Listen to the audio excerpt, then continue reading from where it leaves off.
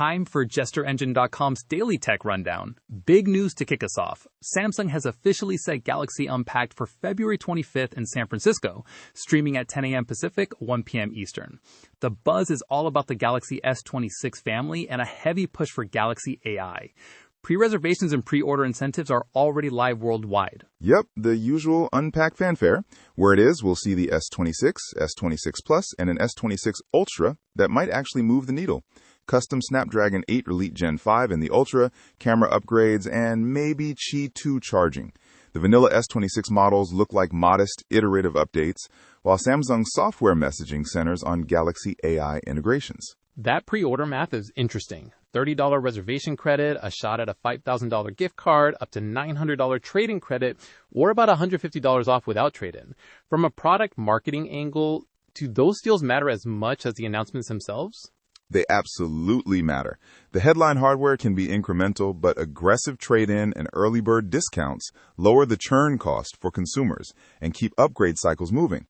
Samsung's using financial incentives to offset what some leaks suggest will be modest hardware leaps that helps convert fence-setters. On the Galaxy AI front, are we expecting genuinely new experiences or just marketing gloss?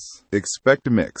Samsung will showcase AI features stitched across the UI, smarter photo editing, contextual assistance, maybe on-device models for privacy.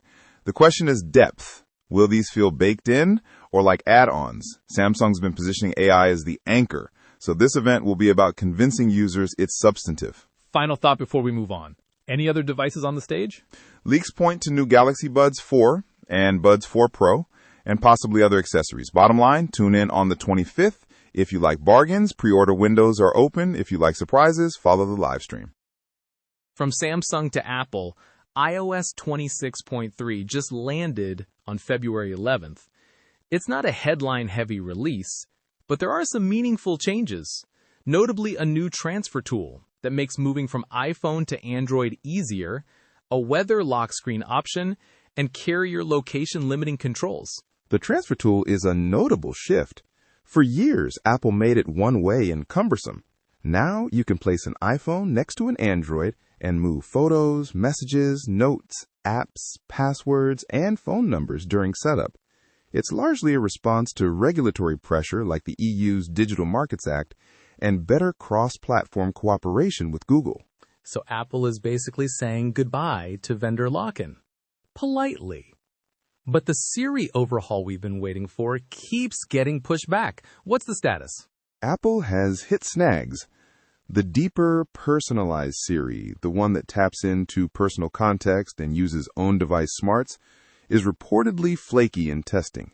Engineers are seeing slow responses, accuracy issues, and odd fallbacks to third-party models. The plan now is to stagger features into iOS 26.5 and iOS 27 rather than all in 26.4. That fallback to other models sounds messy. Does this affect Apple's Google Gemini partnership? It complicates things. Apple has been working with Google's Gemini tech for some back-end capabilities, but testing problems mean Siri sometimes leans on other models like ChatGPT during queries. Apple prefers a controlled rollout, so expect more incremental improvements across the spring and later in the year. Anything else users should know? Security patches, there are dozens of fixes in 26.3, and the carrier location limiting control is a privacy win for devices with C1, C1X modems where supported. All in all, modest but strategically important. Last item, social platforms are giving users more control. Threads rolled out Dear Algo, a simple, public way to tell the recommendation engine what you want to see. Post a short note that begins Dear Algo and the app adjusts your feed for 3 days. It's a surprisingly elegant solution. Instead of hunting through menus or retraining long-term signals, people can make temporary requests. More of X topic, less of Y. And even repost someone else's request, which applies that tuning to your feed for 3 days. It's public, shareable, and acts like a short-term profile tweak. 3 days sounds intentionally temporary. Why limit it? That's the point. Meta wants fluidity. During a live event, you might want a feed full of commentary. The next week, you don't. Temporary adjustments keep the algorithm responsive without permanently erasing your long-term preferences. It also avoids gaming the system and keeps discovery fresh. Any privacy or moderation concerns here? Since these are public posts, moderation and community reporting apply. There's also the social layer effect. People can see and copy other users' feed tweaks, which becomes a discovery mechanic. Meta's initial rollout covers English-speaking markets, US, UK, Australia, New Zealand, and Threads is already above 400 million monthly users, so this has scale potential. Feels like telling your playlist what mood you're in, but for your entire social feed. Exactly. Short, conversational control over your recommendations. Simple, a little cheeky, and potentially quite powerful. All right, that wraps our top 3. Tune in next time, same tech channel, unless the algorithms decide we should be talking about pizza instead. The preceding audio summary was created at gesterengine.com, where you can find and verify the original sources.